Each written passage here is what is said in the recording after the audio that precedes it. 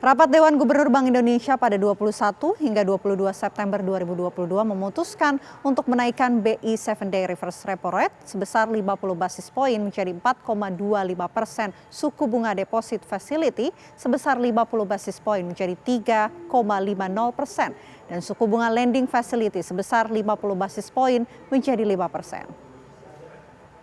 Kenaikan suku bunga tersebut sebagai langkah front-loaded, preemptive, dan forward-looking untuk menurunkan ekspektasi inflasi dan memastikan inflasi inti kembali ke sasaran 3% plus minus 1% pada paruh kedua tahun 2023, serta memperkuat kebijakan stabilisasi nilai tukar rupiah agar sejalan dengan nilai fundamentalnya akibat tingginya ketidakpastian pasar keuangan global di tengah peningkatan permintaan ekonomi domestik yang tetap kuat. Koordinasi kebijakan pemerintah pusat, pemerintah daerah dan mitra strategis dalam tim pengendalian inflasi pusat dan daerah terus diperkuat melalui efektivitas pelaksanaan gerakan nasional pengendalian inflasi pangan di berbagai daerah. Sementara dari pasokan, koordinasi dengan pemerintah, antara lain dengan gerakan nasional pengendalian inflasi pangan. Nah, tentu saja tadi saya sampaikan kenapa harus front loaded, kenapa harus preemptive, kenapa harus forward looking.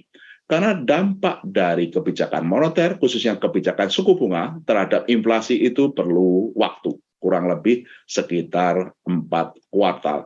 Oleh karena itu perlu kita lakukan sejak sekarang agar ekspektasi inflasi ini yang sekarang sudah meningkat segera turun, agar dampak second round-nya itu tidak terlalu tinggi sehingga dampak inflasinya itu bisa lebih terkendali.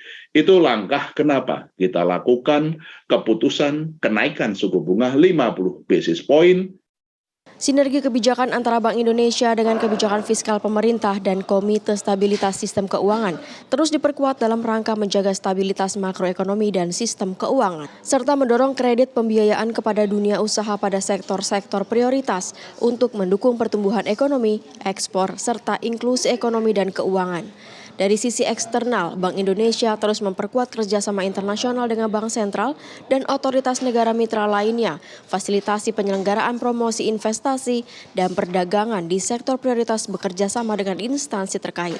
Koordinasi bersama Kementerian Keuangan dan kementerian terkait terus diperkuat dalam rangka menyukseskan 6 agenda prioritas jalur keuangan presidensi Indonesia pada G20 tahun 2022 dalam pertemuan FMCBG keempat pada Oktober 2022 dan G20 Leader Summit November 2022.